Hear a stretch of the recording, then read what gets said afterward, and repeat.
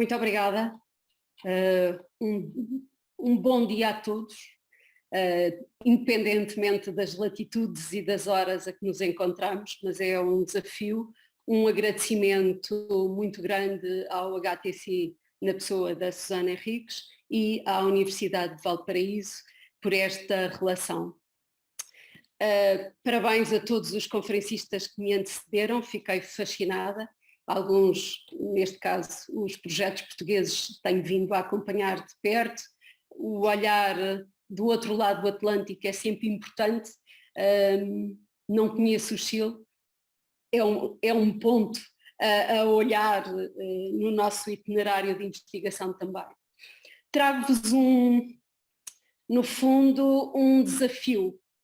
Arquiteturas da Saúde.pt é uma plataforma que está aberta em meio virtual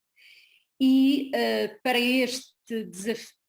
seminário eu trouxe-vos, no fundo, um olhar sobre aquilo que também me é um projeto muito caro, que foi o meu projeto de investigação doutoral. E porque é que uma historiadora que se tem dedicado ao termalismo e às arquiteturas termais e também à arquitetura hospitalar,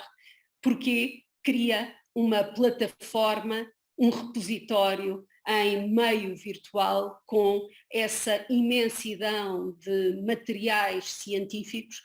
fotografias, peças desenhadas de arquitetura, relatórios que poderão vê-los e consultá-los. Como este seminário fala, no fundo, desse cruzar entre objeto, meio, neste caso, de paisagens industriais e meio de arquivo, eu trago-vos um pensamento que esteve na base da criação desta plataforma.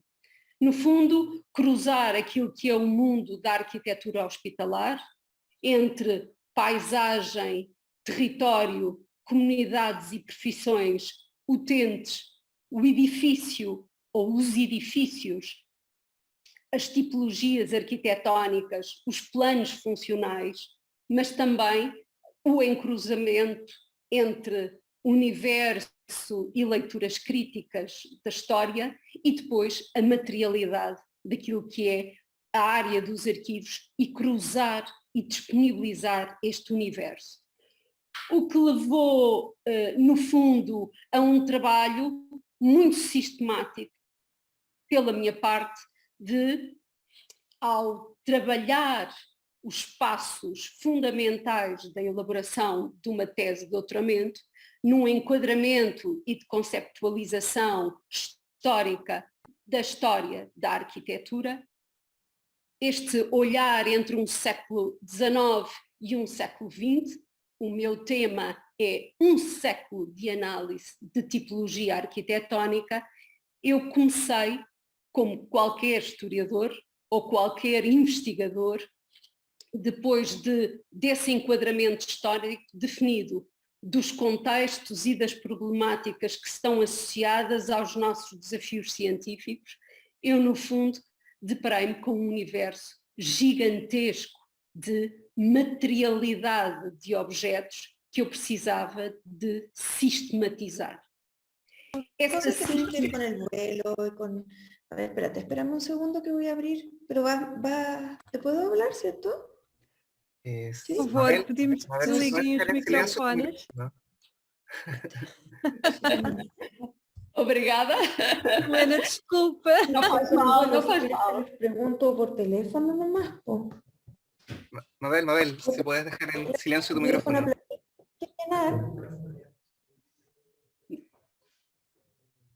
Gracias.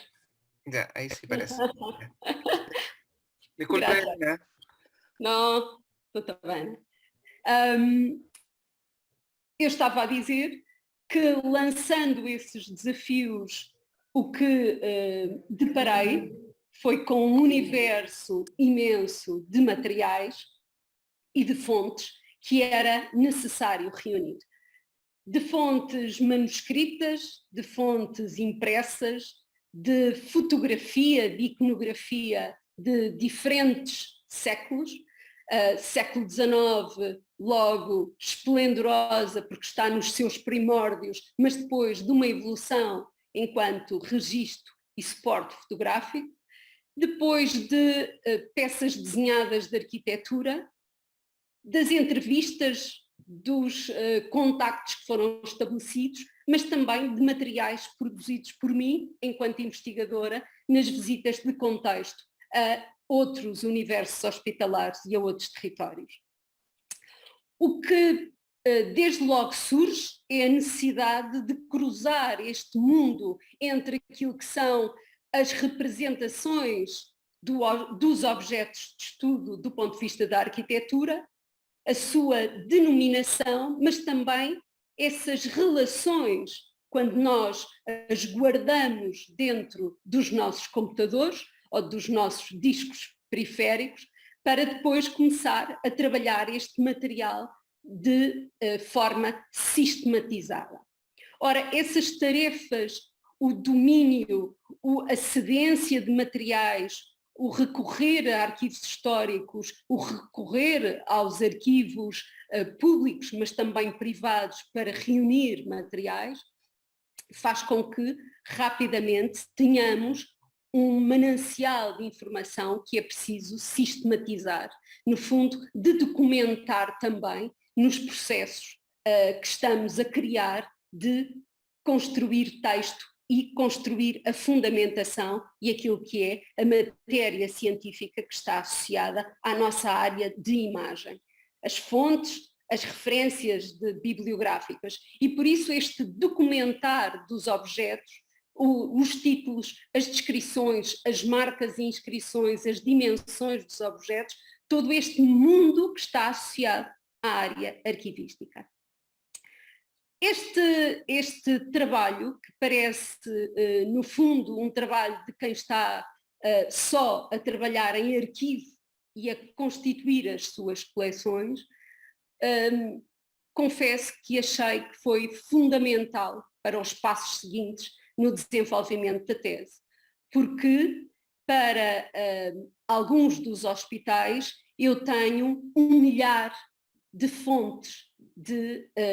no fundo, fotografias, peças desenhadas que é preciso estruturar. E esses passos dessa informação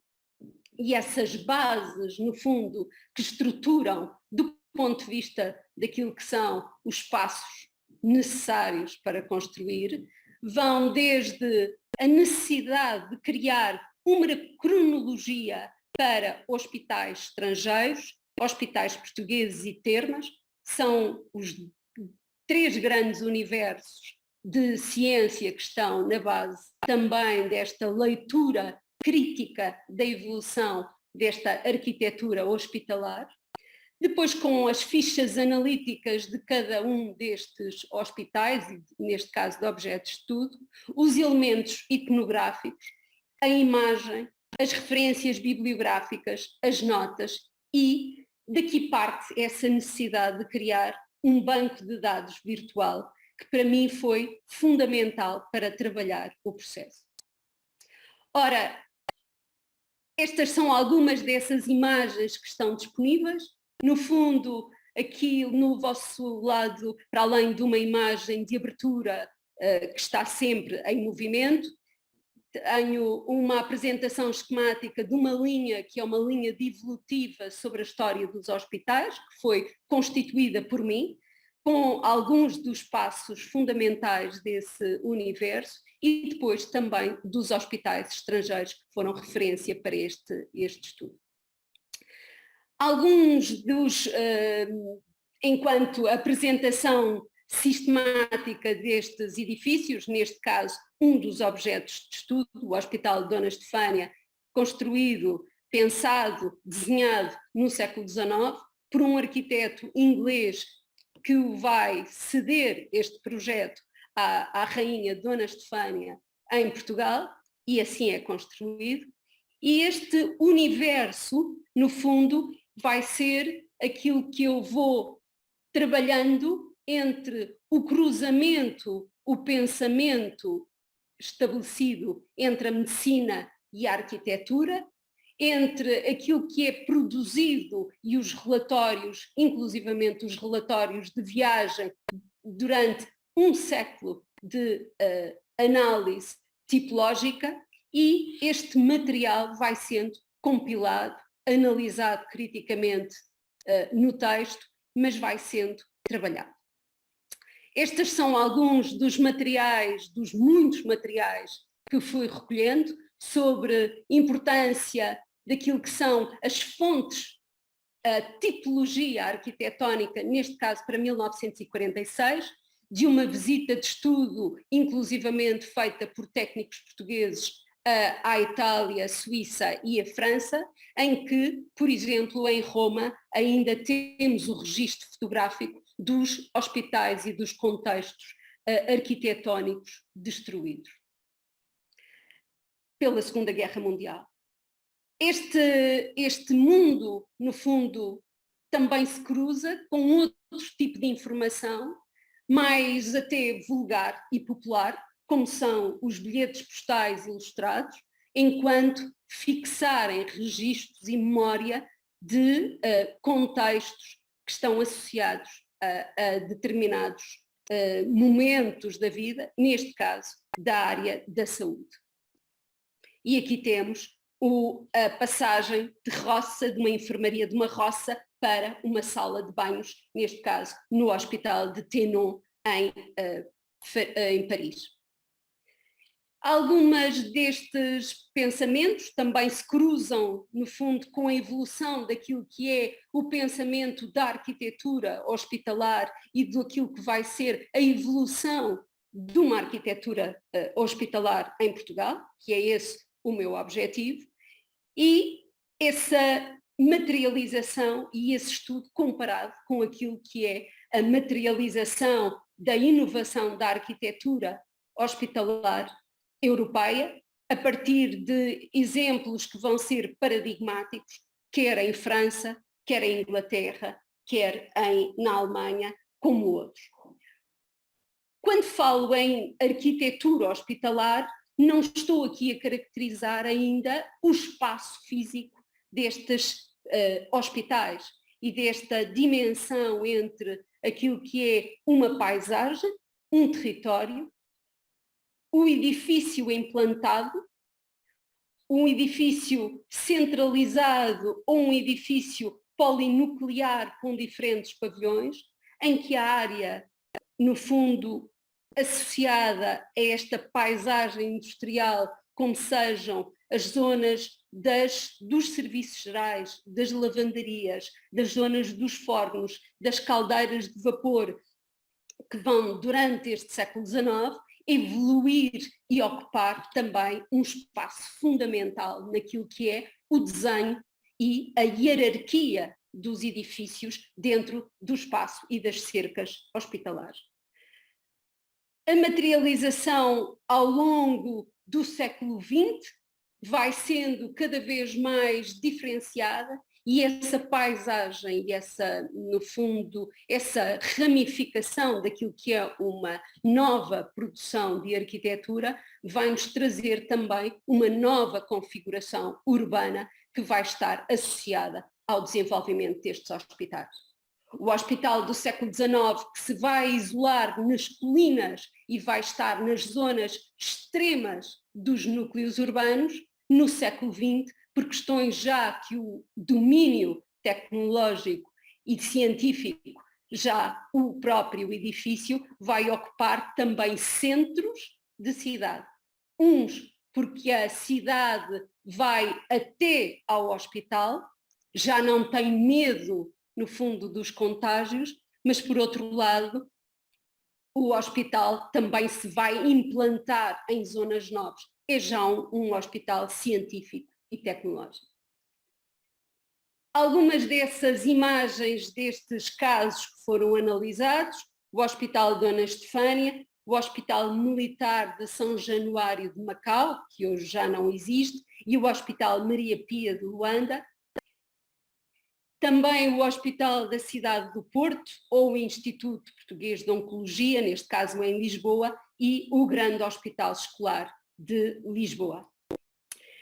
Essa materialização, e eu vou passar aqui um pouco mais rapidamente, até para cumprirmos o tempo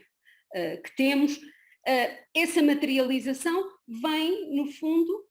nesta relação entre edifícios e a sua própria evolução. Aqui, neste caso, o Hospital da Cidade afirma-se como um hospital pavilionar, ocupando uma área maior em que, no fundo, há as áreas ligadas a esta, hoje, paisagem industrial que vai-se perdendo fôlego à medida que nós vamos deixando de ter uma tecnologia de vapor ou umas lavanderias dependentes do vapor e umas lavanderias que eram servidas por carris para condução de vagões entre os edifícios principais e a lavanderia, que ficava extrema. À medida que a eletricidade vai entrar, nós vamos ver que estas zonas técnicas vão incorporar as caves dos edifícios hospitalares e vão deixar de estar em zonas extremas dentro do recinto. E este é um excelente caso, neste caso com a planta do Hospital Miguel Bombardo. Um hospital especializado, aquilo que é o paradigma do edifício do pavilhão do rádio desenhado em 1928 em Portugal, quando as questões do rádio e a aplicação do rádio ao nível dos tratamentos de cancro, e esta materialização deste edifício do IPO pelo arquiteto Carlos Ramos vai ser a subtileza de uma arquitetura inovadora, tecnológica, mas que na sua robustez enquanto defesa e utilização de um material altamente perigoso como é o rádio, ele vai resolvê-lo num edifício absolutamente extraordinário do ponto de vista da tecnologia, também quer da engenharia, mas da arquitetura, com esta subtileza e esta aparente fragilidade em que os grandes janelões de vidro vão entrar amiudamente em todos os panos de fachada. Ou, já numa linguagem mais de monovolume, em planta de H, esta leitura muito presente deste edifício principal para o IPO também de Lisboa, em que, no fundo, há toda uma outra leitura tipológica que está associada ao desenvolvimento desta arquitetura e deste edifício especializado. Por outro lado, quando chegamos ao universo daquilo que é um hospital escolar, e neste caso os dois grandes maiores hospitais escolares portugueses são pensados em período de Estado Novo, em período de ditadura, com uma leitura e um enquadramento também europeu de uma arquitetura de grande afirmação de poder, quer de político, mas de grande discussão por parte daquilo que é a arquitetura, vem discutir a questão do monobloco e, neste caso, esse universo que foi construir um hospital escolar neste caso, para Lisboa, que depois vai ter uma continuidade no Porto, vai ser levantar várias questões, em que uma delas vai ser, inclusivamente, a leitura e essa evolução das fases construtivas nesta forma de escala e de socalco, em que o lançamento do betão vai ser cada vez mais faseado e o lançar, no fundo, de novos desafios que ainda não tinham sido ensaiados em território nacional. aqui algumas imagens daquilo que são, de facto, esse mundo que podem ver no site e que são fotografias que estão totalmente, no fundo, sem tratamento, são registros que fiz, que no fundo somei em termos de evolução, que foi preciso classificar e cuja evolução, nomeadamente para acompanhar os aspectos construtivos, foi um trabalho continuado de dar sequência, no fundo, ao rigor daquilo que foi o registro fotográfico feito por Horácio Novaes em 1940, entre 1940 e 1952. Por isso, quando chego a este universo entre cruzar olhares, cruzar matérias, dar-lhes uma sequência lógica e depois pensar inclusivamente nessa sua apresentação e leitura pública, e aqui chego ao fim, este meu olhar sobre aquilo que é um pensamento e sobre uma plataforma em sistema aberto, que é o arquiteturasdasaúde.pt, e ali dentro estão inúmeros materiais que foi preciso reunir, dar-lhe esse enquadramento também do ponto de vista daquilo que é o seu papel dentro da leitura desta tese, mas depois esse seu papel para a disseminação do conhecimento. E por isso é que este site se constituiu como os anexos da minha tese de doutoramento, esteve em circuito fechado até à defesa da tese, mas a partir do dia e da sua defesa, este site passou para o domínio público, está aberto e é para ser consultado e, curiosamente, daqui tem saído, no fundo, deste cruzar que foi o meu olhar sobre todos estes materiais, hoje têm surgido novos olhares por parte de arquitetos, de fotógrafos, de historiadores, sobre outros domínios e outros olhares sobre aquilo que é a paisagem, neste caso, os vários domínios de paisagem, porque aqui temos a paisagem natural, paisagem construída, o território e as comunidades. E assim concluo. E muito obrigada.